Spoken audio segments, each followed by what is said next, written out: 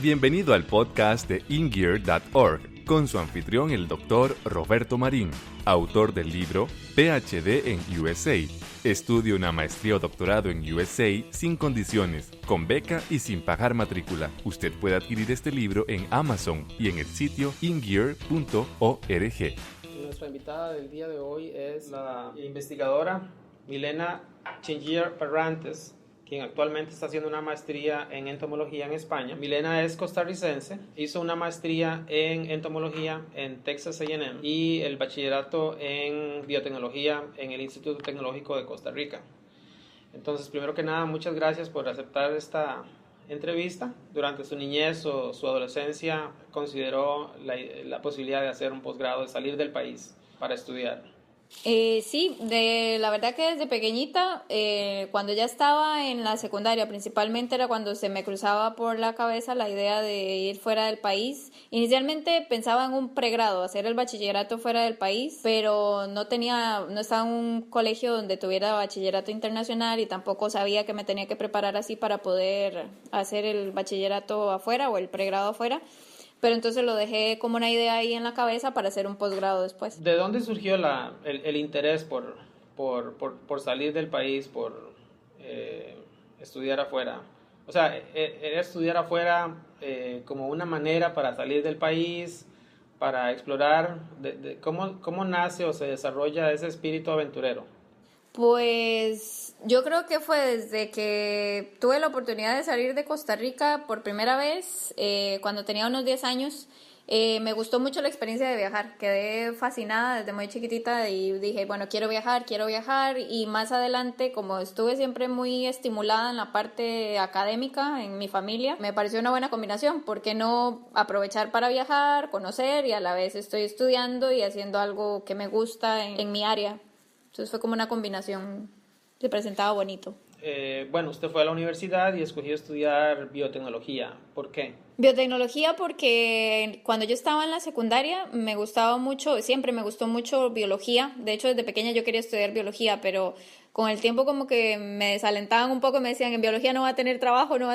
Entonces dije, bueno, tengo que buscar algo un poco más, que me abra más puertas. Y estaba la biotecnología, que era como esa mezcla entre biología, química, son dos áreas que me gustan mucho. Era una carrera bastante nueva y aparte, pues, biotecnología se proyectaba como la carrera del futuro y en una universidad muy buena, en el TEC. Entonces dije, ¿por qué no? Ahí como que está la mezcla de todo lo que quiero y aparte, pues, como que ya de paso me abría un poco las puertas para ir buscando un posgrado afuera. Ahora que menciona el Instituto Tecnológico, sí sabemos que tiene una muy buena reputación. ¿Tienen doctorado todos los profesores de la carrera de biotecnología? Hasta donde yo sé, no. Creo que actualmente tienen ya profesores como de una nueva generación, pero que probablemente sí tengan por lo menos, yo creo que algunos ya sí tienen el doctorado, pero cuando yo estaba, no, la mayoría de profesores no tenían doctorado. Eran que yo sabía que ya lo tenía uno y había tal vez unos 3 que estaban en proceso de obtener su doctorado. Después de haber hecho una maestría en los Estados Unidos y ahora en el proceso de obtener su doctorado en España, ¿qué opina respecto a tener todos sus profesores con doctorado o no tenerlos? ¿Yo en Costa Rica o en cualquier lugar? En cualquier lugar. Bueno, yo creo que es indispensable. Eso, a veces uno sale con una idea un poco... En Costa Rica, por ejemplo, todos mis profesores no tenían el doctorado, entonces cuando te vas afuera y te das cuenta que todos los profesores para tener el puesto que tienen tuvieron que pasar no solo por el doctorado, sino que por el postdoctorado también, como que a uno se le abren los ojos y dice, bueno, Costa Rica debería empujar más a los profesionales de la educación para que estén formados también con doctorados, porque de esa manera forman mejores estudiantes que tienen más puertas abiertas fuera si se quieren ir a hacer posgrados después. O sea, es como una cadena. Cuanto mejor formados estén los profesores, mejor formados sus estudiantes y mejores oportunidades para los estudiantes. Estaba examinando su perfil en LinkedIn y me daba cuenta de que antes de hacer su maestría usted trabajó en la industria, pero noto que usted ha trabajado como entomóloga y luego en el área de la entomología y luego, decidió hacer esta maestría en entomología, lo cual es bastante diferente a la biotecnología. ¿Cómo es que ocurre ese cambio? El cambio pasó porque hacia el final de la carrera en biotecnología biotecnología era más enfocado en la parte de plantas, pero como que cada quien estaba buscando un poco en qué enfocarse y en qué nicho meterse. Yo escogí muchos cursos que me llevaban hacia la parte de la agricultura, que eran patología de plantas y agricultura orgánica, y a través de esos cursos llegué a estar en contacto con la empresa con la que hice mi proyecto final de graduación, que era con controladores biológicos, insectos controladores biológicos en agricultura. Entonces hice el trabajo de graduación, me contrataron, ya me quedé con ellos trabajando prácticamente por 5 años. Entonces lo que yo hacía en esa empresa era control biológico, trabajaba con insectos controladores biológicos, me gustaba muchísimo el concepto detrás del control biológico y así fue como decidí entonces enfocarme hacia la parte de insectos. Después de pasar 5 años en la industria, ¿qué la motiva para volver a la vida académica, a estudiar? De hecho, era algo como que había trazado muchos años, porque siempre tenía esas ganas de hacer el posgrado y bueno, tenía muchas ganas de ir a Holanda a hacer el posgrado porque trabajaba con holandeses y sabía de la Universidad de Wageningen, que es muy buena en el área agrícola, pero lo iba dejando y después dije, bueno, se mezcló un poco con temas personales, con proyectos personales, entonces dije, bueno, se presenta la oportunidad ahora de retomar la academia, de ya tener bases académicas sólidas en insectos, porque yo trabajaba con ellos y en cosas muy aplicadas, pero quería saber más, quería saber toda la ciencia detrás de lo que yo estaba haciendo y siempre me ha gustado aprender. Entonces dije, bueno, creo que fue como una coyuntura de muchas cosas que se dieron para que ya fuera detrás de la maestría que siempre había querido desde que estaba en la secundaria. ¿Alguno de sus colegas en la empresa en la que trabajó tenía estudios superiores? No, éramos una empresa pequeñita, éramos solamente 3 personas,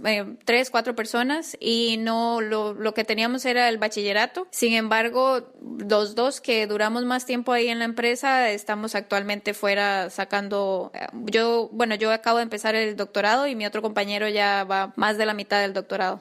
Sería justo decir que el deseo de hacer ese posgrado pues ha sido algo interno, algo muy propio de usted. Sí, eso siempre había tenido esa espinita, siempre la había tenido de irme a estudiar afuera algo. Yo primero quería el pregrado, no pude, le dije, bueno, va a posgrado y empecé ya con la maestría y ya estando afuera uno como que ya venció tal vez ese primer obstáculo más duro que es salir del país, salir y desprenderse un buen tiempo de la familia, de las costumbres, de todo. Y una vez que uno da ese salto, yo creo que es más fácil seguir, que es un poco la historia de mis compañeros y amigos que han hecho lo mismo. Una vez que uno sale, la verdad que los que regresan son pocos y tal vez regresan por el tipo de beca que tenían, que los obliga a regresar a Costa Rica por X años o lo que sea, pero la gran mayoría nos mantenemos afuera. ¿Existe algún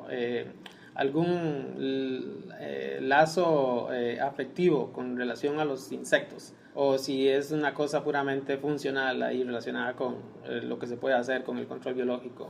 Pues yo creo que fue un lazo afectivo que nació cuando ya comencé a trabajar con ellos, porque antes de eso, o sea, ni me daban miedo, aparte de las cucarachas, que me daban asco y me siguen dando asco, pero no era nada que me despertara así una pasión desde pequeña. Fue a partir de que comencé a trabajar con ellos, que me di cuenta que es un micromundo que tiene cosas impresionantes. O sea, si nosotros como raza humana nos consideramos inteligentes, a la hora de ver las interacciones que se dan a nivel de ese micromundo, uno dice, bueno, inteligentes somos, sí, pero yo creo que hay muchísimas otras especies que son igual o tal vez hasta más inteligentes y organizadas en muchísimos sentidos, y de ahí yo creo que surge eso, ese interés de que algo que como no lo vemos fácil, no está tan expuesto a la vista, lo pasamos por alto, pero una vez que uno se entera de todo lo que pasa y las dinámicas, a mí me enganchó totalmente y ahí se me despertó la pasión por los insectos. Eso me recuerda que no hace mucho escuché un programa en la radio pública de los Estados Unidos con un famoso profesor de Harvard. Ahora no recuerdo el nombre de él, pero él mencionaba que las colonias de insectos son un organismo en sí mismas. Sí, por ejemplo, los hormigueros o las mismas colmenas de abejas, todos los que son insectos sociales, termitas, hormigas, abejas, abejorros, pues un nivel de organización impresionante, que uno, no sé, o sea, uno dice, no se hablan, pero tienen todo un sistema tan perfecto, tan coordinado, que con que falte, digamos, su reina o su organismo principal dentro de la colonia, ya no funcionan, y uno dice, pero ¿cómo? Si son insectos, pero no, es un organismo en sí mismo. Volvamos al tema de su proceso académico. Usted fue a Texas A&M y bueno, en el mundo hay tantas universidades. ¿Por qué esa en particular? A&M fue porque en ese momento, como le mencioné hace un rato, se juntó con planes personales y dentro de lo que estuve buscando, ya no buscaba entonces Europa o específicamente Holanda para hacer mi posgrado, estaba la opción de ir a Estados Unidos y cuando me puse a averiguar de las mejores universidades que había en el tema agrícola, me di cuenta que Texas A&M es una de las que destaca. En ese momento que yo averigué estaba entre las 5 mejores en mi área, en entomología en Estados Unidos, y calzaba muy bien con mis planes en ese momento, entonces apliqué, dije, ¿por qué no? Es una de las mejores y no tengo que pensarlo más. Había estudiado holandés, tuvo que desperdiciar algo de esfuerzo al tomar esa decisión. No, al final no, porque no lo estudié como tal, o sea, me aprendía palabras para hacer empatía con la gente con la que trabajaba, pero nunca tomé ninguna clase de holandés. Usted viene a Texas A&M y hizo su maestría con el doctor Julio Bernal. ¿Usted lo contactó desde antes o cuando vino acá lo escogió? ¿Cómo se dio esa conexión? Antes de, o sea, yo empecé a hacer los trámites para aplicar, pero comencé a contactar a los profesores antes de seguir con todo el proceso de aplicación. Quería estar segura de que iba a tener un supervisor que me aceptara en su laboratorio y un trabajo que yo podía hacer, porque aparte andaba buscando un Research Assistantship y con Julio Bernal, de los profesores que contacté en el área que me interesaba, él fue el que se mostró más anuente y me dijo, bueno, venga y vamos trabajando algo para que pueda entonces comenzar el máster aquí. ¿De qué se trató su trabajo? ¿Qué era lo que hacía? Yo trabajaba con maíz y una plaga que hay en maíz, entonces estaba evaluando los efectos de uno sobre el otro, o sea, los efectos mutuos que tenían en cuanto a morfología, de tanto la morfología del insecto como la morfología de la planta, y efectos del insecto, digamos que dos razas del insecto o dos poblaciones del insecto sobre la tolerancia a la herbivoría en la planta. Eso fue en pocas palabras de lo que se trata mi proyecto. Suena bastante complicado. Es como ecología, son como temas de ecología e interacción entre planta e insecto. ¿Cuánto tiempo le tomó terminar su maestría? Yo inicié, agosto 2012 y me gradué diciembre de 2014. Entonces me tomó 2 años y medio. Lo estándar. Sí.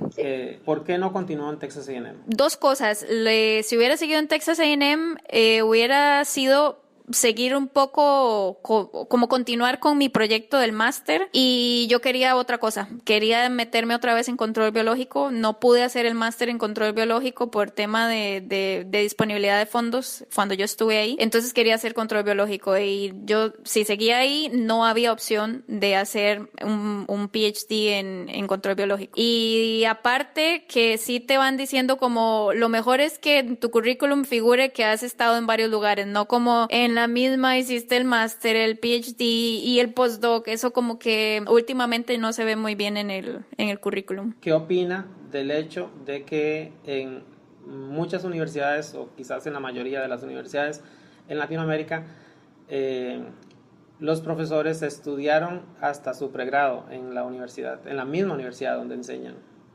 Pues ya cuando uno sale y ve cómo funcionan las cosas afuera, no sé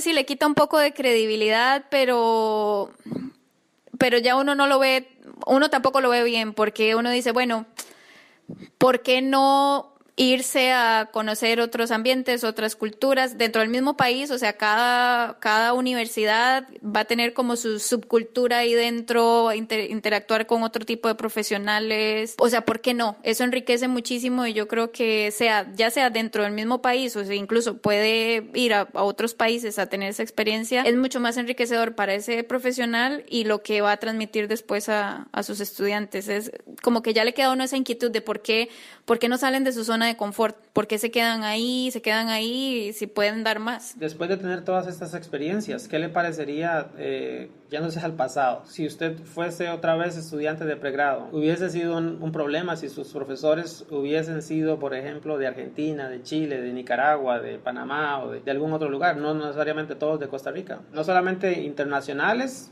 incluso de la misma región, sino obviamente pues con bien preparados, con doctorados.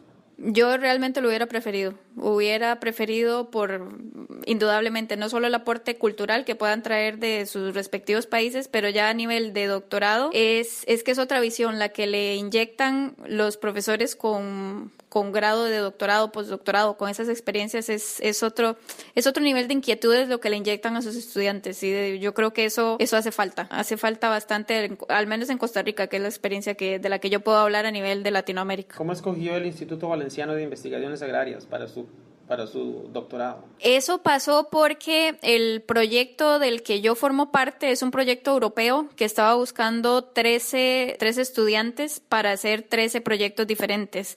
Y esos proyectos están ubicados en diferentes países en Europa. Y yo apliqué a 2 de esas posiciones. Uno podía aplicar a cuantas posiciones quisiera, justificando su interés y con su currículum. Yo apliqué a la posición acá en España porque estaba bastante relacionado a las áreas que yo más sabía o con las que más me siento familiar y que tenía un poco más de experiencia. Apliqué a la de aquí, a la de España, y apliqué a una en Holanda y me escogieron para acá, para la de España. ¿Cómo se dio cuenta de esa oportunidad? ¿Hubo alguna referencia de Texas A&M o fue algo que usted encontró por sí mismo? No, la información me la envió el doctor Julio Bernal. Él sabía que yo estaba buscando opciones en control biológico siempre y apenas supo de esta, me la envió y me dijo: Milena, especial atención a este correo porque yo creo que hay algo que le puede interesar, y así fue como apliqué. Le cuento, Milena, que eso es algo muy interesante porque muchos profesores harían todo lo que puedan para dejarse al estudiante y hacerlo o hacerla, hacer el doctorado con ellos. Uh-huh. Eso significa que Julio debe ser una persona muy generosa. Sí, bastante. De hecho, un excelente mentor. Incluso yo apliqué al doctorado también en A&M, me aceptaron y él me dijo: Milena, aquí ya sabe que están las puertas abiertas, y yo encantado y fascinado de que continúe el doctorado acá. Pero igual no tuvo ningún reparo en mandarme esa información y alentarme, e incluso revisarme un poco la aplicación. Ya después, cuando tenía el Statement of Purpose, él me dijo: yo se la puedo revisar sin ningún problema para verificar lo que sea, darle consejos o algún feedback. Entonces, un mentor espectacular. Eso también me llama la atención, porque ¿había usted pensado, cuando estaba en Costa Rica haciendo su pregrado, en el valor del mentor, o conocía la figura del mentor? No, eso era totalmente, o sea, yo no sabía cómo funcionaba el mundo después del bachillerato universitario. No tenía la menor idea, nunca. Tenía un profesor que estaba sacando su doctorado en aquel entonces, pero sinceramente no me imaginaba cómo funcionaba eso. Él decía que estaba haciendo experimentos, pero yo no sabía si había algún comité o algún mentor, algún tutor, supervisor, nada. Fue hasta que ya llegué a Estados Unidos que me di cuenta cómo es que funciona más o menos el sistema de posgrado, al menos fuera de Costa Rica. Honestamente, en Costa Rica no sé cómo funciona. ¿De qué se trata lo que está haciendo en Valencia? Aquí estoy trabajando con un controlador biológico que se ha usado mucho en todo el sur de Europa, principalmente en España y en Italia, y bueno, se está usando también en África, en Marruecos, para controlar una plaga del tomate. Bueno, en realidad para controlar un par de plagas muy importantes en tomate. Lo que pasa con este bichito, con este controlador biológico, es que cuando bajan mucho los niveles de plaga, comienza a picar un poco la planta también. Se puede, como decir, él puede comer carne y ensalada. Prefiere la carne, pero cuando se le acaba la carne comienza a picar un poco la ensalada porque necesita también nutrientes, un poco de agua. Y esa es la razón por la que no se extiende su uso a países más hacia el norte de Europa. Aparte que se quiere evitar que el bichito siga haciendo daño en los cultivos acá. Entonces mi proyecto lo que busca es hacer selección clásica, así como se han seleccionado cultivos y, por ejemplo, razas de perros o de vacas. Estamos buscando una raza de este bichito que sea menos dañina para la planta. Entonces, en grandes palabras, eso es el objetivo final. Es bastante ambicioso porque selección de este tipo en insectos nunca se ha hecho. Bueno, se hace un poquito aquí en una universidad en Cartagena, en Murcia, pero a nivel de, por ejemplo, de fitofagia, que es lo que yo estudio, o el comportamiento de alimentarse de la planta, no se ha hecho. Entonces, un poco ambicioso, pero bueno, para eso estamos trabajando. ¿Y a qué se refiere con selección? Eso me hace pensar que tal vez usted debe estar con una lupa examinando insecto por insecto para encontrar uno que sea diferente. De hecho, lo que pensamos hacer es, ahora, bueno, tenemos muestras de este insecto está en todo el mundo, en todos los continentes. Entonces tenemos muestras de todo el mundo. Los vamos a analizar a nivel genético para ver qué diferencias hay, qué tan diferentes son los que, por ejemplo, vienen de la India o de China, de los que nos mandaron de Estados Unidos o de Panamá. Y una vez que sepamos qué tan diferentes son genéticamente, nos vamos a ir específicamente a, bueno, los genes que pueden estar dando esa característica o que podrían estar relacionados con esa característica de alimentarse de la planta. Si hay alguna raza que no sea tan agresiva y esté determinado en sus genes que no es tan agresiva contra las plantas, vamos a entonces a empezar a hacer como cruzamientos y selección para tratar de propagar esa raza en el laboratorio y sustituir con esa raza menos agresiva la raza que está actualmente disponible de manera comercial. Entonces eso es mucho de examinar comportamiento, hacer cruzas, obtener generaciones, analizar a nivel genético si está presente o no lo que buscamos y luego también analizarlo a nivel de comportamiento primero en el laboratorio, después en semicampo y en campo. Pero eso suena como trabajo suficiente como para un ejército. ¿Cuándo piensa terminar su doctorado? Pues el contrato está para 3 años. De hecho, la mayoría de proyectos son también, hay unos que la gente hasta que hace visco porque dice eso no le va a dar tiempo, pero ni en 10 años de terminarlo. Pero por lo menos si no diera tiempo de llegar hasta el objetivo final, sería sentar las bases para desarrollar el proyecto global. En Europa se llama la generación o el desarrollo de los controladores biológicos de la próxima generación.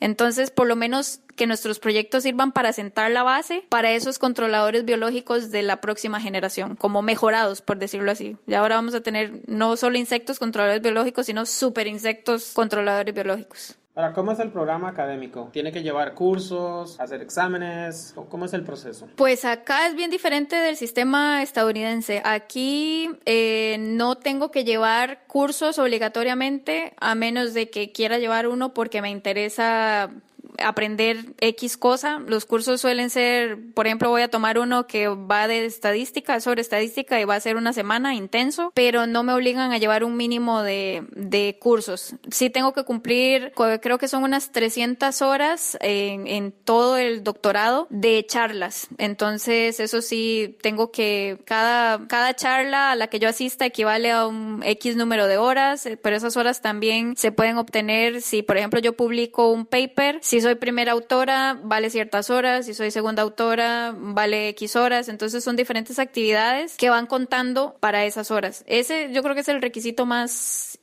grande que hay. Y luego para graduarse acá hay que tener por lo menos 3 papers.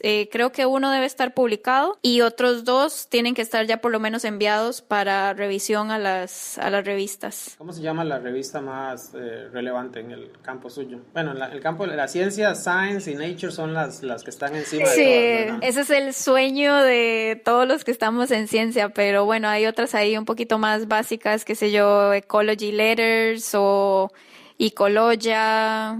Hay varias que tienen su renombre y pues todo el proyecto apunta a publicar en esas revistas. Tal vez no Science y Nature, nos encantaría, pero por lo menos que tengan buena difusión y buena aceptación. ¿Tiene que escribir una tesis o la publicación de los artículos es suficiente? Tengo que escribir la tesis. Normalmente cada capítulo de la tesis es un paper, entonces va de entre 3 a 4 capítulos la tesis y es así, se defiende, hay que hacer una defensa, pues voy a tener un comité que va a estar evaluando, calificando y un documento escrito que también lo van a revisar. El análisis genético, si no tiene que tomar cursos o si tiene que tomar cursos intensivos, ¿a dónde ya había aprendido a hacer análisis genéticos o es algo que estaba aprendiendo ahí en el trabajo? De hecho, lo estoy aprendiendo acá en el trabajo con la gente, leyendo. Es muy autodidacta.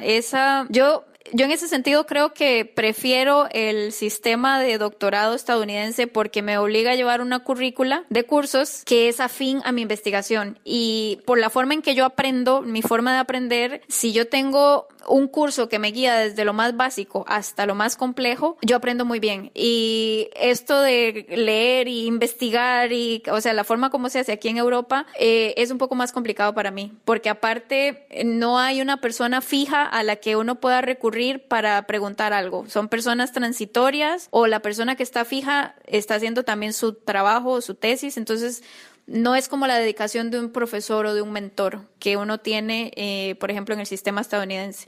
Entonces, sí es un poco más independiente y más autodidacta acá. Entonces, demanda muchísima más organización y también yo creo que se pierde un poquito más de tiempo entre que uno empieza a entender las cosas hasta que ya está totalmente encaminado en lo que tiene que hacer. Sí, me imagino que la forma de demostrar que entendió es cuando los proyectos, cuando las cosas que hace funcionan. Eso, y también cuando uno plantea los experimentos. Entonces uno llega a plantear un experimento, pero claro, cuando uno no tiene las bases, es un poco difícil porque le dicen, bueno, pero ¿de dónde sacó eso? ¿Pero por qué? O sea, pero explique por qué. Y uno, bueno, apenas estoy leyendo, leo que hacen esto, leo por aquí que hacen así, así, así, y no sé, es mucho como tropezar y levantarse, tropezar y levantarse, mucha prueba y error, que es típico en cualquier posgrado, pero yo creo que acá se hace mucho más largo todavía esa prueba y error.